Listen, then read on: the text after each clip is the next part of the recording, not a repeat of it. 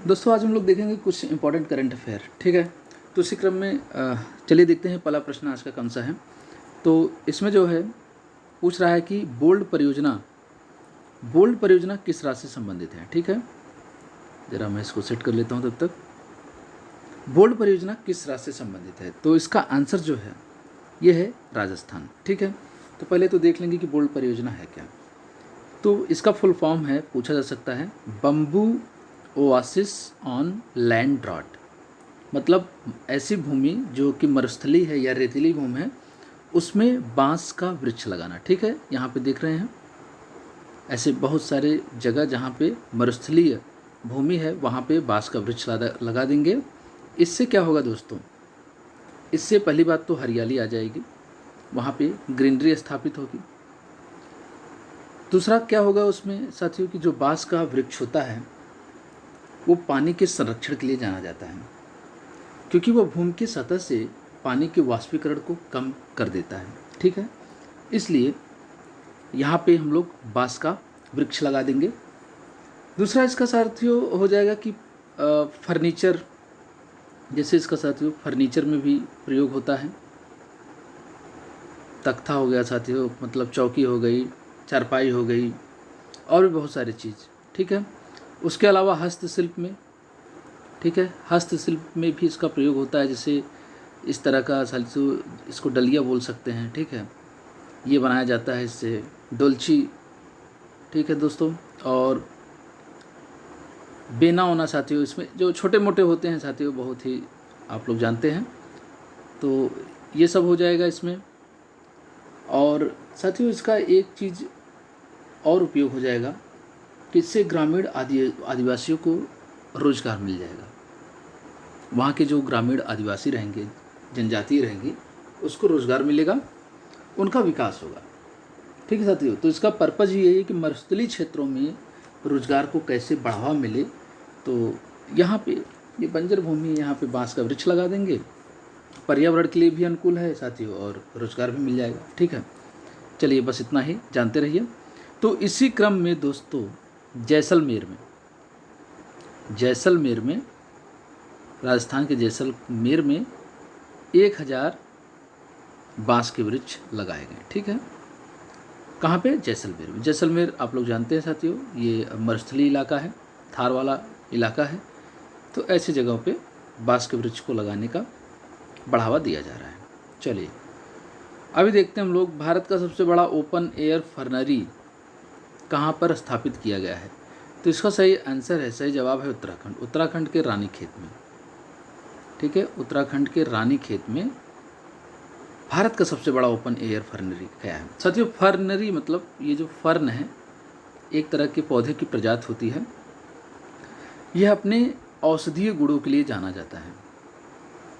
ठीक है, औषधीय गुणों के लिए जाना जाता है, इसलिए इसका संरक्षण करना और इसके प्रजातियों का संरक्षण करना होता है। तो इसीलिए एक फर्नरी स्थापित की गई है। और सबसे बड़ी बात है दोस्तों कि इसमें कोई शेड हाउस नहीं है, मतलब पॉली हाउस नहीं, किसी आर्टिफिशियल हाउस के अंदर इसकी गार्डनिंग नहीं की गई है। ठीक है, एकदम ये ओपन है। ओके दोस्तों, एकदम ओपन है। देख सकते हैं आप, यहाँ पे चित्र में दिखाया गया है, दिखा रहा हूँ साथियों, ये है, ये देखिए, किसी भी तरह का साथियों इस पर कोई कवर नहीं है, एकदम ओपनली बना हुआ है। ठीक है, चलिए देखते हैं तीसरा, ऑपरेशन खुखरी के लेखक कौन हैं। ऑपरेशन खुखरी साथियों सबसे पहले ये देखिए, एक तरह का हथियार होता है, ये गोरखा रेजिमेंट के पास होता है ऐसा हथियार। ठीक है, गोरखा जो रेजिमेंट होती है उसके पास होता है। तो खुखरी के लेखक है साथियों मेजर जनरल राजपाल पूनिया और उनकी बेटी। साथियों ये जो दामिनी पूनिया है, इनकी बेटी हैं। और ये जो ऑपरेशन चलाया गया था दोस्तों, ये पश्चिमी अफ्रीका का एक देश है, सिएरा लियोन में। ठीक है, वहाँ पे ये ऑपरेशन चलाया गया था। ऑपरेशन इसलिए चलाया गया था दोस्तों कि भारत की सेना जो है, अपनी इंडियन आर्मी साथियों गई थी वहाँ पर यूएन की सेना के रूप में, यूनाइटेड नेशन की सेना के रूप में शांति स्थापित करने गई थी। जब वहाँ पे अफ्रीका महाद्वीप में गृह युद्ध चल रहा था। ठीक है दोस्तों, गृह युद्ध चल रहा था। उसके बाद वहाँ पे जब थोड़ा बहुत मामला शांत हुआ तो भारतीय सेना भी गई थी वहाँ पे यूनाइटेड नेशन की सेना के रूप में, और सरकार और विद्रोहियों के बीच में बात वो करना चाहती थी कि अब शॉर्ट आउट कर लीजिए, शांति स्थापित किया जाए यहाँ पे। इसी भी साथियों कुछ ऐसा मतलब घटना हुआ कि जिससे यहाँ पे सीरा लियोन में एक आतंकवादी संगठन था, उसने भारतीय सेना के कुछ जवानों को, मतलब साथियों 223 से 225 ऐसे ही साथियों उसका कुछ फिगर है, हमारे भारतीय जवानों को वहाँ पे कैद कर लिया गया था। तो भारतीय सेना ने अपने इन्हीं जवानों को जो बंधक बनाए गए थे छुड़ाने के लिए ये ऑपरेशन चलाया था। ठीक है दोस्तों, उसका नाम था ऑपरेशन खुखरी, और उस समय ये जो मेजर जनरल राजपाल पुनिया है वो उसके कमांडर थे। और जिस समय ये साथी युद्ध हुआ था तो उनकी बिटिया जो है दामिनी पुनिया 4 साल की थी। तो ये दोनों मिलके ऑपरेशन खुखरी नाम के पुस्तक को लिखे हैं। ठीक है, तो यही है साथियों बस। अभी देखते हैं हम लोग साल्ट प्रोग्राम किस राज्य से संबंधित है। साल्ट प्रोग्राम जो साल्ट है वो किस राज्य से संबंधित है, तो इसका सही विकल्प है आंध्र प्रदेश।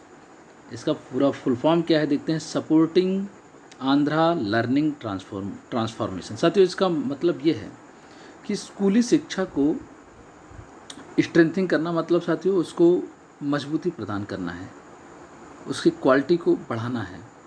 इसके लिए साथियों क्या कर रहे हैं कि यहाँ के जो टीचर्स हैं, ठीक है, उनको ट्रेनिंग देकर उनके स्किल को डेवलप किया जाएगा। ठीक है, जब साथियों टीचर ही डेवलप्ड होगा, स्किल्ड होगा, तो वहाँ पे स्कूली शिक्षा जो है साथी काफ़ी अच्छी हो जाएगी।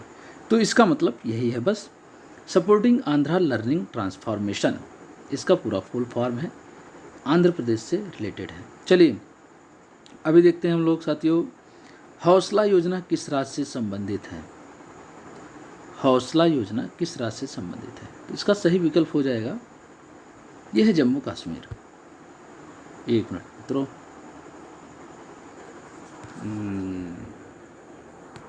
ठीक है, यह है जम्मू कश्मीर। हौसला योजना किस राज्य से संबंधित है, तो यह है जम्मू कश्मीर से। इसमें साथियों महिलाओं को आत्मनिर्भर बनाना है हर एक फील्ड में साथियों, चाहे वो आईटी फील्ड हो, मेडिकल हो, या फिर साथियों डिफेंस में हो, सभी में महिलाओं को आत्मनिर्भर बनाने पर जोर दिया जा रहा है हौसला योजना के तहत। दूसरा है साथियों कि जम्मू कश्मीर में ही एक प्रथा थी, दरबार मूव प्रथा। तो दरबार मूव प्रथा किस राज्य में समाप्त कर दिया गया, तो ये जम्मू कश्मीर में। तो साथियों जो दरबार मूव प्रथा थी, ये क्या होता था कि हर 6 महीने में राजधानी बदली जाती थी।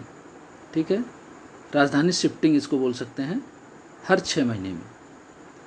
गर्मियों में साथियों जो राजधानी थी, गर्मियों में राजधानी क्या हो जाती थी, श्रीनगर, क्योंकि साथियों मौसम वहाँ ठंडा रहता था। और ठंडी में जो राजधानी हो जाती थी वो जम्मू।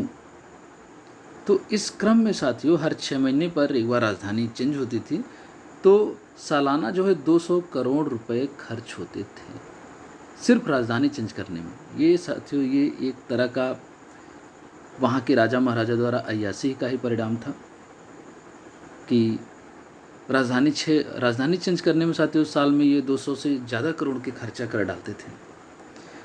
तो जम्मू कश्मीर में इस समय प्रशासनिक साथियों सुधार चल रहा है, उसी में साथियों उसी के अंतर्गत ये बहुत बड़ा स्टेप लिया गया है, और वाकई में बहुत अच्छा स्टेप है, इसको समाप्त कर दिया गया है।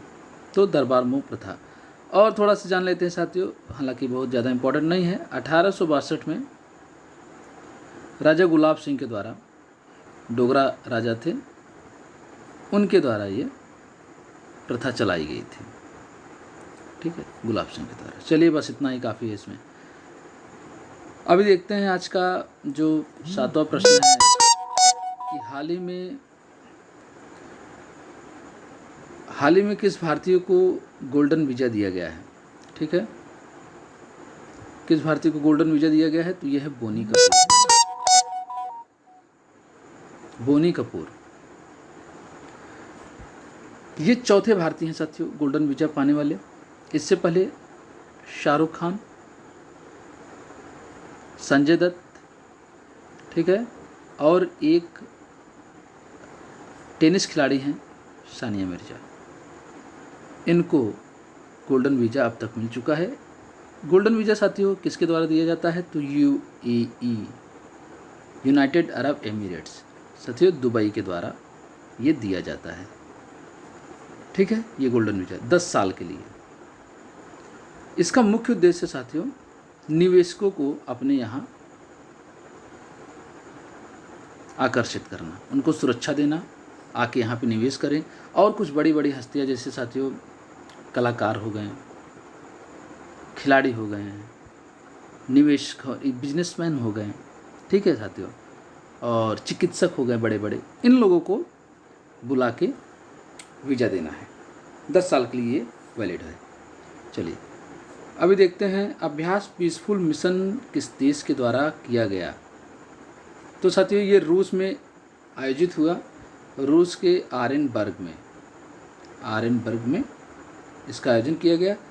SCO के साथियों जो जितने भी सदस्य देश हैं, मतलब संघाई सहयोग संगठन के जितने भी सदस्य देश हैं, उनके द्वारा ये अभ्यास किया गया रशिया में, रशिया के आरेनबर्ग में। ठीक है, बस इतना जान लेते हैं ये।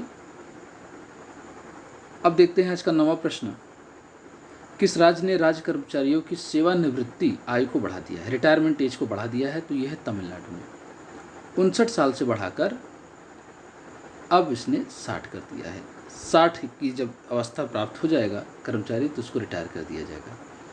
इसके साथ ही साथियों एक और इसने काम किया है तमिलनाडु राज्य ने कि राज्य सरकार में जो सरकारी नौकरियां हैं उनमें जो महिलाओं की आरक्षण था साथियों, पहले महिलाओं का आरक्षण था 30%, वो अब 30% से बढ़ाकर साथियों 40% इसने कर दिया है। तो राज्य की सरकारी नौकरियों में महिलाओं की जो आरक्षण 30% था उससे बढ़ाकर अब 40% कर दिया गया है तमिलनाडु सरकार के द्वारा। आज का अंतिम प्रश्न है कि निपुण भारत पहल किसके द्वारा जारी किया गया है? ठीक है, तो ये उस समय के तत्कालीन शिक्षा मंत्री हुआ करते थे रमेश पोखरियाल निशंक, उनके द्वारा ये पहल जारी किया गया था। अभी वर्तमान में साथियों धर्मेंद्र प्रधान हैं शिक्षा मंत्री, केंद्रीय शिक्षा मंत्री धर्मेंद्र प्रधान हैं। ठीक है, और ये निपुण भारत पहल उनके द्वारा रमेश पोखरियाल निशंक के द्वारा लॉन्च किया गया था। इसका फुल फॉर्म जान लेते हैं साथियों। नेशनल इनिशिएटिव फॉर प्रोफिशिएंसी है